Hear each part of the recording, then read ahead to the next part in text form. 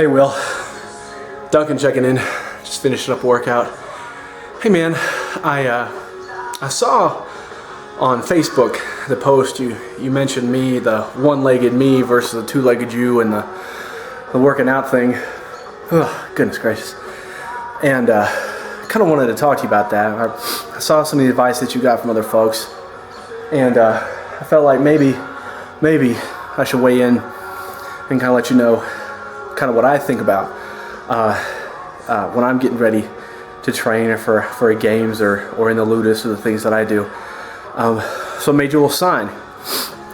It's called the Dunk Nights Keys to Highland Games. There it is. I hope it's not backwards on the film. I'm sure it's going to be.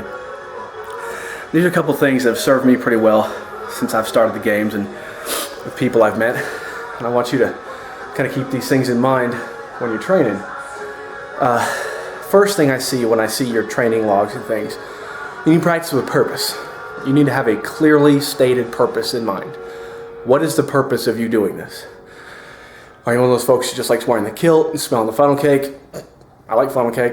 I'm a fat kid, don't get me wrong, but have a goal. My goal, me, Duncan McCallum, is to be the amateur champion of the world.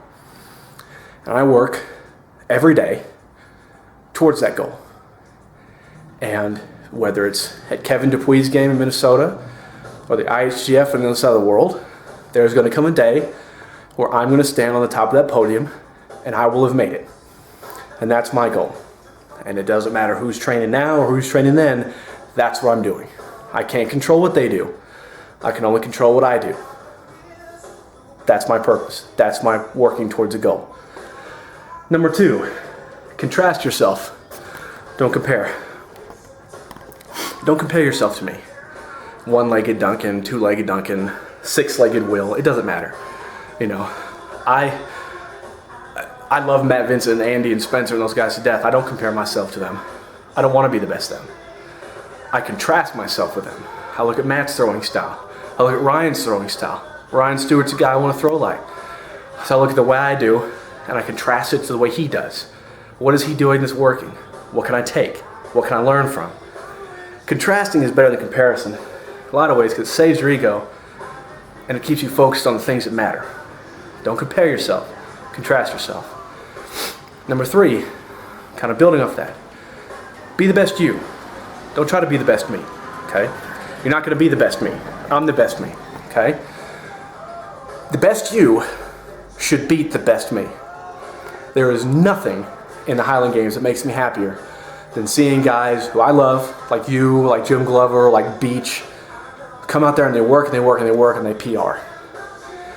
And one of these days, we're all going to be at a game, and you guys are going to win, and I'm going to be so happy. I would be proud to lose to one of you guys, because that means you will have thrown the game of your life. Because I'm not going to beat myself. You're going to have to go do it. So work towards it. Be the best you. Don't be the best me. Number 4, little decisions, big goals. A lot of folks start off in January and like, I'm going to get in shape, I'm going to go to the gym, whatever, okay? They set this big impossible goal, like eating an elephant. Well, eat an elephant one bite at a time, and there's all these cliches and all this other nonsense. Whatever. Sorry, my arms are getting tired. I think it was arms and shoulder night. Make the little decisions. Well, I'm going to have a hamburger today. I did. I had 3 hours of physical therapy. Bet your ass I was having McDonald's. But I didn't have 2. I had 1. I didn't have Coke. I had water. Why? I like Coke, but I also have a workout today. My Coke's not going to help me get to my workout. It's not going to help me become world champion. So I skipped it. Little decisions.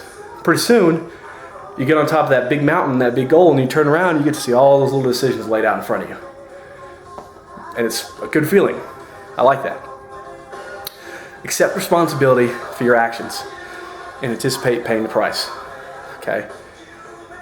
If you don't do the work, you will not enjoy the success.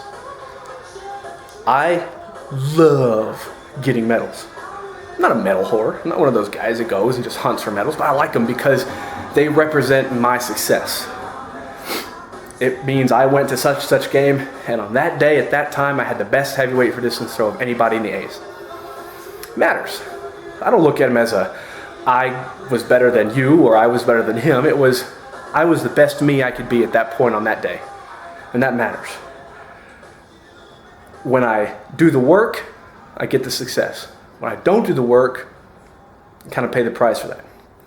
Let's talk about paying the price, okay? This is my knee, kind of what's left of it. You can maybe see some of the scars, my smiley face and everything. That's part of the price. That's part of the price of me doing the thing that I want to do with the people that I love and the people I want to do with it. Now I'm hoping that it never happens to you, that you never have to deal with that. But anticipate that this takes sacrifice. And you've either got it in you to make that sacrifice or you don't. Sacrifice in the Highland Games is the same as it is for sacrifice anything else, like being a parent or taking a new job or anything like that. You have to give something up to be the best, you know. To be the best dad, my dad had to work tremendously long hours. But that meant my mom could stay home and raise 2 kids that didn't turn into complete and total scumbags. For the most part. My qualities are from Pam and Dave. My screw-ups are completely my own. But they sacrificed. I sacrificed to be the best I can be in the Highland Games. Because I'm that passionate about doing it right. So just accept that and pay your own, you know, get ready to pay your own price. Never, ever, ever, ever settle. My right arm is so much more tired than my left. It's like I gotta switch hands. Don't settle, and don't ever make or accept excuses. Just don't do it, okay? When you start making excuses and giving yourself a way out of doing the hard things, that's when you start to fail. And that's when you start to come up short, and that sucks. Don't give yourself a way out, okay? Don't accept anything less than your best, and you're gonna know it, you know. Don't pull back. Don't save it. Don't say, oh, it would have been this if such and such or what. Excuses are cheap. Excuses are cheap. Everybody I work out with in the games who comes here to Texas that we train together, I always end up saying at some point during the day, hey, I don't deal in excuses, because I don't deal in excuses. You're either going to come up and do the work or you're not. If you do the work, you're putting yourself in a position to win. If you don't do the work, you're putting yourself in a position for me to kick your ass on Saturday. Okay? No reason why you, Will Steele, cannot be the best amateur Highland Games thrower in Utah. There's no reason. You're not going to sell me on that. You can do it. Absolutely. And finally, probably the most important one, I say this a lot too, burn your ships. Okay?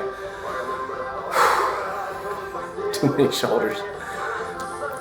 When Cortez landed in New World, everybody got off on the beach and like, yeah, we're here, woo! You know, and then he set his ships on fire.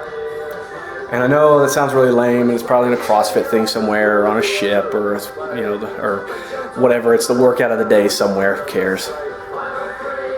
But commit to it. Commit to the idea that I'm going to push myself as hard as I can, and I'm going to give everything I have to make this work. Because failure won't be an option. Just like with the guys on that ship. There was no going home. They were either going to make it or they were all going to die. So you have to ask yourself, are you going to make it? Or are you just going to be one of those guys who might have been a contender? You know, I'd rather be known as, you know, Duncan McCallum, the guy who worked his ass off and never made it, as opposed to Duncan McCallum, the guy who could have made it and just didn't. Okay? So you have to figure out what kind of Will Steele you want to be. I have a lot of faith in you, big man. I really do. I know it's hard. I know it's hard. You got so many irons in the fire, losing weight, getting fast, getting strong, getting better technique. Been there. I've been there, man. Still there. Still there. Just relax. Follow kind of some of the things I've talked to you about. Get with Ryan. Get with James. You have all these great resources. Call me. You've got my number. I've got yours. We'll work it out. I have a lot of confidence in you. So have it in yourself. Holler to them, brother. Bye.